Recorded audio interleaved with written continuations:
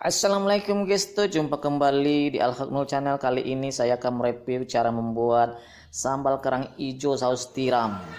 Oke guys, jangan lupa like, subscribe, dan share ya, karena membagikan ilmu yang bermanfaat merupakan ladang amal untuk kita nantinya. Sekarang mari kita review.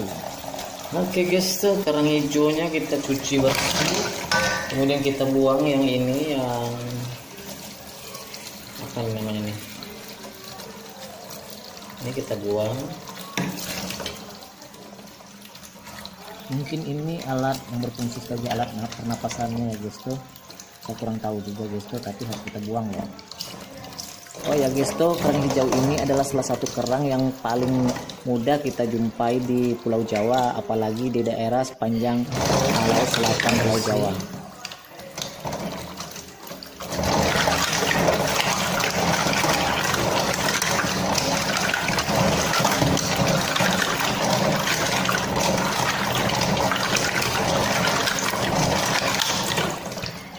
Tekstur yang kenyal dari daging kerang hijau ini dan banyaknya bumbu pilihan membuat kerang hijau ini menjadi salah satu makanan laut favorit guys, terutama di daerah Pulau Jawa. Oh ya guys, jangan lupa bersihkan atau sikat cangkang dari kerang hijau ini sebelum direbus ya.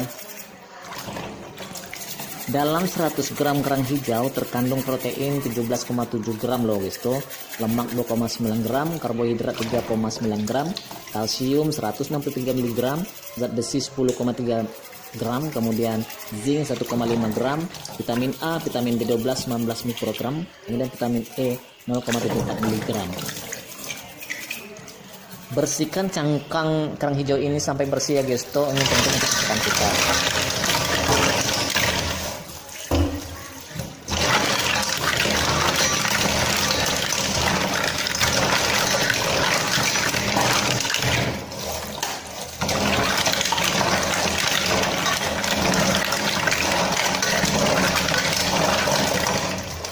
Bilas dengan air beberapa kali sampai nanti airnya ini tidak keruh lagi atau sudah bersih ya guys. Kemudian kerang hijau ini kita rebus, jangan lupa dikasih bumbu serai. Serainya kita keprek dulu guys. Nih, keprek cukup satu telunjuk saja, seukuran telur sepanjang telunjuk. Kemudian lengkuasnya juga ini dikeprek ya guys, tidak terlalu, nggak usah terlalu hancur kepreknya, cukup sekedar keprek aja. Nah, seperti ini. Kemudian kita tambahkan daun jeruk, kemudian juga 1 lembar daun salam ya guys, dan jangan lupa garam. Oke guys,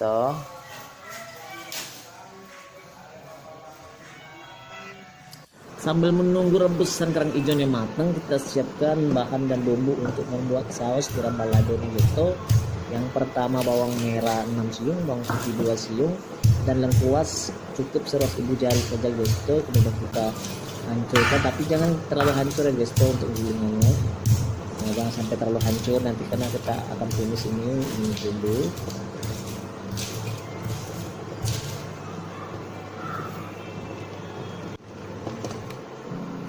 Kemudian cabai rawit setannya kita giling halus. Kalau untuk cabenya harus halus ya guys, sehingga biji-bijinya nanti juga halus, tidak membahayakan bagi kesehatan kita, terutama usus ya guys. Jadi usahakan gilingan cabenya harus halus. Oh ya guys, mengapa saya memisahkan gilingan cabai dengan bawang-bawangnya guys, karena nanti bawangnya itu akan saya tumis. Karena kalau dicampur langsung ke dalam cabenya itu akan berbeda rasa, jauh sekali perbedaan rasanya guys.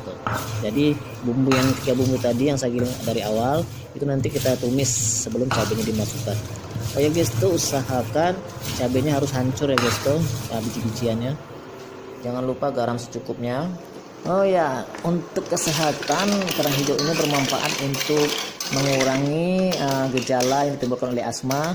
Menurut penelitian Emiliana dan kawan-kawan, kerang hijau ternyata terbukti membantu melancarkan pernapasan loh Gesto, dan dapat mengurangi terjadinya gejala-gejala yang ditimbulkan oleh asma. Kemudian yang kedua, kerang kita sudah matang nih, kita tiriskan dulu ya. Usahakan jangan sampai nanti air dalam cangkangnya itu akan tidak terbuang. Kita harus buang dulu semua air yang ada dalam cangkangnya dengan penyaringan gitu.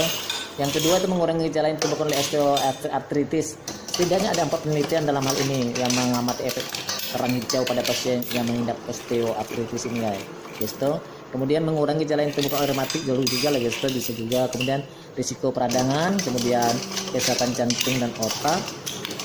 Kemudian juga meningkatkan daya tahan tubuh dan mencegah terjadinya anemia. Nah, untuk wanita-wanita sebaiknya konsumsi anemia ya, karena pada masa haid itu perlu pembentukan darah baru loh. Jadi kebanyakan anemia ini kan diderita oleh para wanita nih. Nah, sangat baik untuk mengkonsumsi kerang hijau. Tapi perlu diperhatikan karena kerang ini juga bisa alergi dan menyebabkan keracunan loh Gesto. Jadi bagi yang alergi tidak disarankan loh. Oke, sekarang kita tumis bumbu yang kita giling tadi. Kita tumis dengan api sekitar 120 derajat ya Gesto. Jangan terlalu panas, nanti hangus dan baunya tidak wangi lagi, tersangit. Setelah minyak panas, kemudian kita masukkan bumbu-bumbu tadi.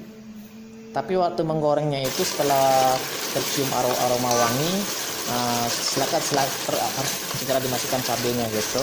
Jangan sampai bawangnya terlalu hangus atau terlalu kuning, karena nanti rasanya akan juga berbeda. Jadi pas bawangnya itu sudah mengeluarkan aroma wangi, silakan dimasukkan cabenya gitu. Oh ya, sebelum cabai dimasukkan tadi saya sudah menambahkan saus tiram, kemudian saus tomat ke dalam gilingan cabenya gitu. Kenapa saya menambahkan saus tomat dan saus tiramnya sebelum cabenya digoreng? Karena waktu sebelum digoreng itu psikologisnya akan berbeda. Waktu gorengnya panas itu kita akan berburu hingga untuk mengontrol jumlah takarannya, itu juga akan mempengaruhi. Jadi ketika kita menggiling dalam kondisi yang stabil, kita akan lebih mudah untuk membatasi atau menakar saus tiram berapa yang akan kita kasih, kemudian saus tomat juga berapa. Jadi usahakan sebelum digoreng cabenya sudah dicampur dengan saus tiram dan saus tomatnya gitu ya, sehingga nanti takarnya itu pas. Setelah cabenya matang, kita masukkan kerang hijaunya yang kita rebus tadi gitu. Kemudian kita aduk merata sehingga kerangnya nanti udah terbalur oleh saus cabai yang berada yang kita buat gitu ya. Kemudian gitu. Kemudian kita tambah sedikit air dan tambah sedikit gula pasir ya Gesto untuk memberikan rasa kepada sambal kerang hijau balado tiram kita ini ya Gesto ya. Kemudian kita biarkan beberapa saat dan akhirnya oke Gesto, selesai juga menu sahur kita kali ini, kerang hijau saus tiram pedas. Mudah-mudahan nanti sahurnya tidak kebablasan ya guys tuh. Oke guys tuh, jangan lupa like, subscribe, and share ya.